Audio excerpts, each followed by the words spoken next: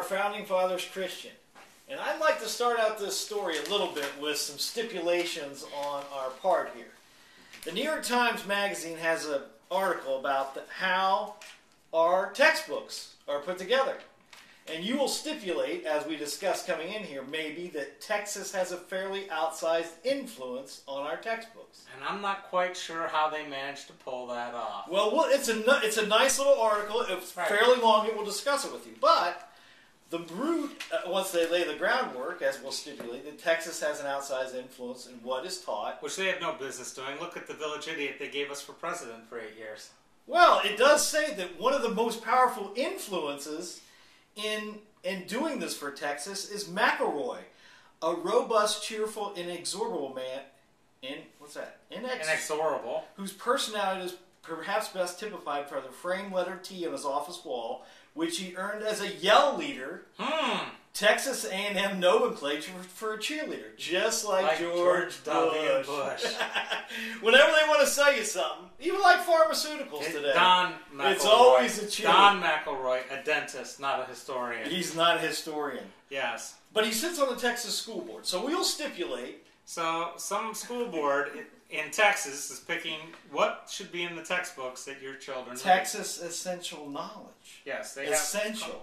Have TEKS. T-E-K-S. Texas Essential Knowledge and Skills.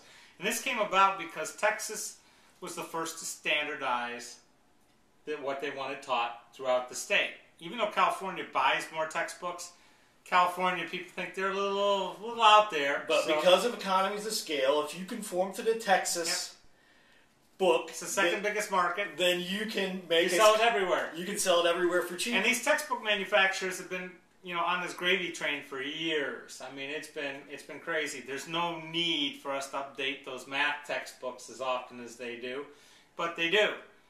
Because they need new testing sets and all kinds of other things to provide the teachers. So, Don, he's on the beginning. Hold on. They keep selling us new history books, too. But shh. This is how it gets made. Yeah, okay.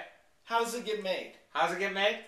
Well, people like Don here, like the Texas school board, a dentist, not a historian. And not an educator. Well, he's a young earth creationist who believes the earth was created in 6 days. Hey! Less than 10,000 years ago. Hey! Never mind that science stuff. Dating. Well, so the long story short is, some yahoo in Texas is picking what goes in this textbooks your students get. And now the reality is we shouldn't be buying textbooks at all in this country anymore. Well, this could be true. We could teach whatever we decided to conform to. We could just let them use Wikipedia. Give them a laptop. Well, that's too mundane too. So if you look, this year the Texas school board is going to do American history. And they're going to ask whether our biblical leaders, or our leaders of our nation, our founding fathers were Christian. All those white males. No, were they Christian? Well, Christianity has a lot of different flavors. Yeah, they were a very different brand of Christianity back in those days. Yeah, there was not that. They weren't fundamentalists. There was a more enlightened view. They took science with a bigger thing. They lived a different life. They understood nature. And they didn't even have to discuss nature because they lived it a lot more. And they also were remembering that they came to this country to get away from a country that tried to impose religious views on people. They spoke euphemistically about God, but they made it as an overarching, all-inclusive kind of discussion. Yeah. Not the one where they're Jesus believers, because if you go look at the cemeteries from the time, there's not too many crosses, but there's a whole lot of obelisks. Maybe they're all Masons or something. That's what America likes to believe. National treasure. Yeah, they were Masons or something. But really, it owes its fact that, if you go up with the woodland here, there's plenty of obelisks. Oh, yeah. Are they Christians? Are they pagans? Are they Masons? Or are they just products of an enlightened time? Or as some people would say, putting a bigger obelisk out there to make up for other shortcomings. I noticed Meads is very tall. With crosses, you can't write all kinds of things on them. But, obelisks are the good form of early marketing. As you can put them on the corner in all of Egypt and, hand out things as crossed, as a city cross. The Washington Monument is not a cross. It is not a cross. It is the most amazing things in the world. So, if you want to learn about, how to dumb yourself down, go to Texas. Go to Texas. Oops, we're already there. Yeah, I think we even have a Texas flag, don't we? It's got one star in it.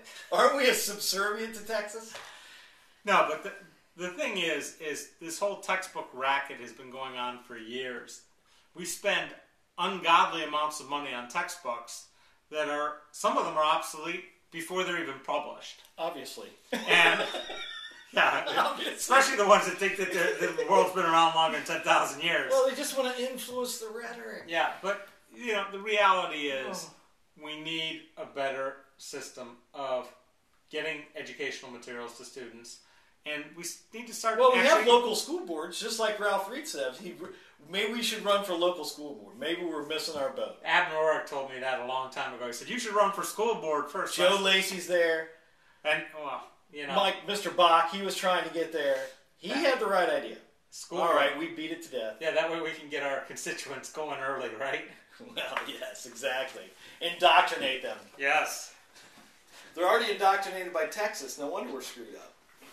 George Bush, cheerleaders.